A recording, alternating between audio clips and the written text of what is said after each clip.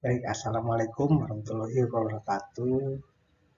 Terima kasih kesempatan yang sudah diberikan untuk saya mempresentasikan tugas satu mata kuliah Ekonomi Makro kelas akuntansi angka 201. Terima kasih kepada juga teman-teman yang akan menyaksikan dan terlebih untuk dosen pengampu Ibu Anissa Hararet. Baik, kali ini saya ingin mempresentasikan terkait topik pendapatan nasional. Baik, terkait pendapatan nasional, sebenarnya ini merupakan landasan bagaimana tingkat suatu negara mengukur perekonomian ataupun ekosistem dari ekonomi negara tersebut, apakah lebih baik, apakah lebih buruk dari tahun sebelum-sebelumnya, ataupun menjadi landasan perencanaan ke depan. Pendapatan nasional bisa didefinisikan total produksi barang dan jasa yang dihasilkan suatu negara dalam jangka kurun waktu 1 tahun. Sedangkan jenis-jenis pendapatan nasional ada 6 yang akan saya jelaskan di slide selanjutnya. Yang pertama adalah produk domestik bruto atau PDB. Yang kedua, produk nasional bruto atau PNB. Yang ketiga, produk nasional neto atau NNP. Yang keempat adalah pendapatan nasional bersih atau NNI. Yang kelima adalah pendapatan orang pribadi atau PI, personal income. Yang terakhir, yang keenam adalah pendapatan yang siap dibelanjakan atau disposable income. Jadi sebagai landasan menurut saya ada dua hal, baik itu definisi maupun indikator untuk mengukurnya dari pendapatan nasional itu sendiri. Baik, sebelum lebih lanjut terkait indikator ataupun pendapatan nasional lebih dalam, mari kita melihat aliran sirkulasi dari pendapatan itu sendiri gitu ya, secara ekonomi. Dan instrumen dasarnya ada 3 gitu ya, konsumen, pemerintah, produsen gitu ya, dengan instrumen sekitarnya yang mengikuti dari dasar dari konsumen, pemerintah, dan produsen itu. Saya berikan tanda atau mark dari angka 1 sampai 11 beserta penjelasannya. Berikut penjelasannya terkait alur yang pertama, produsen meminjam faktor produksi dari konsumen gitu ya. Seperti modal, tenaga kerja atau skill orang gitu ya. Yang kedua, alur yang kedua adalah produsen memberikan kompensasi jual beli ataupun sewa kepada konsumen atas sektor produksi yang digunakan. Artinya terjadi konsumsi dari konsumen terhadap produsen. Yang ketiga adalah konsumen membeli produk berupa barang atau jasa dari produsen. Yang keempat adalah pembelian produk berupa barang jasa konsumen merupakan pendapatan produsen hasil dari pembelian. Yang kelima adalah semua pendapatan konsumen tidak seluruhnya untuk konsumsi, sebagian ditabung di lembaga keuangan sebagai instrumen pendukung dari ekosistem keuangan. Yang keenam, alurnya adalah dana yang tersimpan di lembaga keuangan digunakan untuk penanaman modal. Yang ketujuh adalah alur yang ketujuh adalah dana yang tersedia dalam lembaga keuangan dan disimpan di penanaman modal digunakan oleh produsen untuk investasi. Nah, yang empat yang terakhir, alur 4 8 sampai ke 11 adalah ini yang merupakan hal yang penting menurut saya. Alur ke-8, konsumen membayar pajak kepada pemerintah dan timbal baliknya di alur 9, pemerintah memberikan subsidi kepada konsumen gitu ya. Contoh-contohnya banyak seperti yang kita di masa pandemi ini kita pemerintah memberikan subsidi kartu prakerja kepada kita. Yang ke-10, produsen juga membayar pajak kepada pemerintah gitu ya. Dan yang terakhir ke-11 adalah pemerintah memberikan emolumen subsidi kepada produsen banyak hal, artinya banyak hal produsen-produsen hari ini diberikan subsidi khususnya di masa kondisi pandemi kali ini. Mungkin itu sebagai landasan dan alur sirkulasi dari pendapatan nasional sebagai mempelajari instrumen dari ekonomi suatu negara. Baik, selanjutnya saya akan menjelaskan 6 parameter tadi yang di awal. Saya membaginya 3 gitu ya, berdasarkan definisi, rumus, dan manfaatnya. Pertama adalah terkait PDB gitu ya, perhitungan dari nilai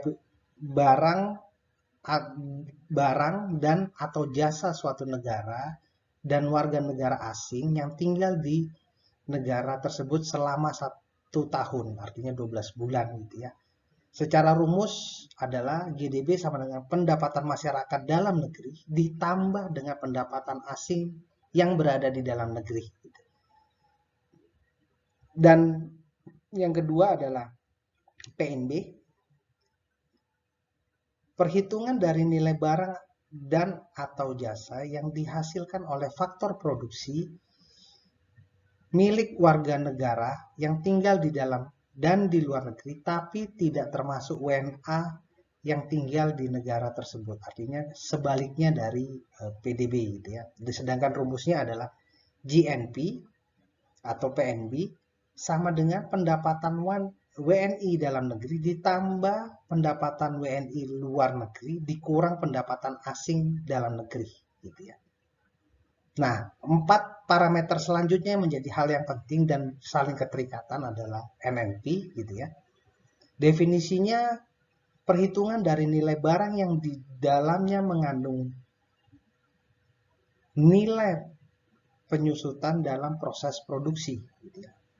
Sedangkan rumusnya adalah NNP sama dengan GNP dikurangi depresiasi atau penyusutan barang, harga nilai barang atau modal. Selanjutnya NNI. NNI adalah perhitungan secara definisi perhitungan dari jumlah balas jasa yang diterima oleh masyarakat sebagai pemilik faktor produksi. Sedangkan rumusnya adalah NNI sama dengan NNP dikurangi pajak tidak langsung. Yang kelima, pendapatan personal gitu, atau pendapatan personal income. Definisinya adalah perhitungan dari jumlah pendapatan yang diterima oleh seluruh masyarakat, termasuk pendapatan yang diperoleh tanpa melakukan pekerjaan. Dengan rumus PNI sama dengan NNI ditambah transfer payment dikurangi dalam kurung laba tidak dibagi, ditambah pajak, ditambah asuransi, ditambah jaminan sosial. Gitu. Artinya instrumennya secara personal income di sini banyak gitu. Yang selanjutnya adalah disposable income atau DI, pendapatan yang siap dibelanjakan untuk membeli barang atau jasa konsumsi, selebihnya menjadi tabungan yang disalurkan menjadi investasi tapi juga harus dikurangi pajak langsung gitu. Dengan rumus disposable income sama dengan PI dikurangi pajak langsung. Sedangkan manfaat gitu ya. Manfaat ini menjadi secara manfaat keseluruhan dari 6 parameter tadi gitu ya. Yang pertama adalah menilai perkembangan ekonomi suatu negara dari waktu ke waktu. Yang kedua menilai prestasi ekonomi suatu bangsa. 3. Membandingkan perekonomian dengan negara lain. 4. Menerangkan struktur perekonomian negara. 5. Mengetahui pertumbuhan ekonomi dan pendapatan per kapita. 6. Dapat membantu merumuskan kebijakan pemerintah. Sehingga menurut saya adalah 6 indikator ini merupakan hal yang mutlak dalam menghitung sebuah prestasi suatu negara itu lebih baik dari negara yang lain ataupun negara itu sudah berjalan ke rencana yang lebih baik atau yang lebih buruk dari rencana negara itu sendiri. Selanjutnya, di secara metode perhitungan pendapatan nasional gitu ya, saya membaginya 3 hal penting gitu ya. Pendekatan produksi, pendekatan pendapatan, pendekatan pengeluaran gitu ya. Pertama kita bahas pendekatan produksi. Pendekatan produksi dibagi menjadi 2 gitu ya, berdasarkan neto atau nilai dari 17 sektor ekonomi langsung ditambahkan gitu ya. Dan yang kedua berdasarkan nilai tambah penjumlahan nilai tambah yang diwujudkan dari berbagai sektor yang ada dalam perekonomian gitu ya. Dengan rumus kalau di neto Y sama dengan sigma P dikali Q gitu ya.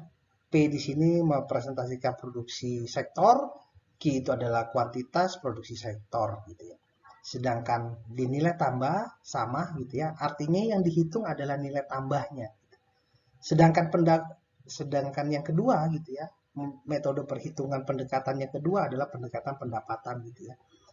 Hanya mengenal satu cara gitu ya, dihitung dengan cara menjumlahkan seluruh penerimaan faktor produksi suatu negara dalam waktu 1 tahun dengan rumus sebagai berikut gitu ya. Dengan melihat komponennya adalah sewa, upah, bunga, dan keuntungan gitu ya. Sedangkan yang terakhir adalah metode perhitungan dengan pendekatan pengeluaran. Ada 3 sebenarnya gitu ya, tapi yang dikenal selalu ada 2 gitu ya, yaitu metode ekonomi tertutup dan ekonomi terbuka gitu ya. Artinya pembedanya hanya ada di kalau di ekonomi tertutup tidak mengenal ekspor impor, sedangkan ekonomi terbuka mengenal ekspor impor gitu ya. Baik, secara peranan pendapatan nasional pada tingkat per kapita, artinya ini menjadi hal yang penting sehingga melihat bagaimana peranan pendapatan nasional itu pada tingkatan per kapita. Definisinya adalah pendapatan per kapita berperan penting terhadap penentuan tingkat kesejahteraan penduduk suatu negara dengan mengetahui kesejahteraan rata-rata penduduk suatu negara. Dengan rumus sebagai berikut, karena rumus ini atau peranan pendapatan nasional pada tingkat per kapita ini untuk melihat kesejahteraan penduduknya atau masyarakatnya. Gitu. Secara kesimpulan, PDB atau PNB dan jumlah penduduk merupakan 2 hal yang penting saling mempengaruhi pendapatan per kapita. Saya coba mengambil referensi dari Bank Dunia. Pengelompokannya adalah dikenal ada 4 gitu ya. Low income, low middle income, upper middle income, dan high income gitu ya. Dengan per kapita berdasarkan US dollarnya sebagai berikut. Jadi ini menjadi parameter penting dalam menghitung bagaimana kesejahteraan masyarakatnya. Yang terakhir gitu ya, tantangan dari pendapatan nasional itu sendiri menurut saya ada 3 juga. Kendala fundamental, kendala perhitungan, dan bagaimana meningkatkan peningkatan pendapatan nasional itu sendiri.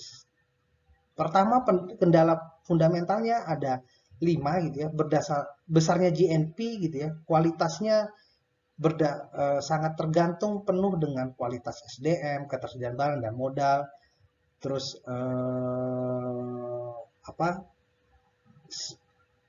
GNP terkait struktur dan ekonominya gitu ya, dan struktur GNP itu sendiri, iklim bisnisnya, terus bagaimana melihat bagian dari produsen, bagaimana bagian yang diterima dari negara.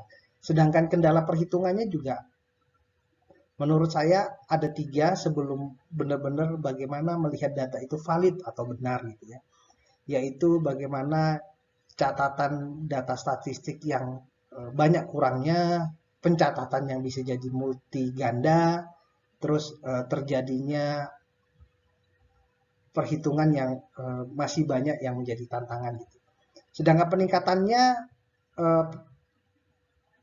pendapatan nasional itu paling tidak mengenal 5 secara rangkuman saya gitu ya. Peningkatan pembangunan nasional ada 5 ini. Gitu. Mungkin ini secara daftar pustakanya ini yang saya ambil dari materi presentasi saya. Mungkin itu. Terima kasih atas kesempatan yang diberikan kepada saya. Assalamualaikum warahmatullahi wabarakatuh.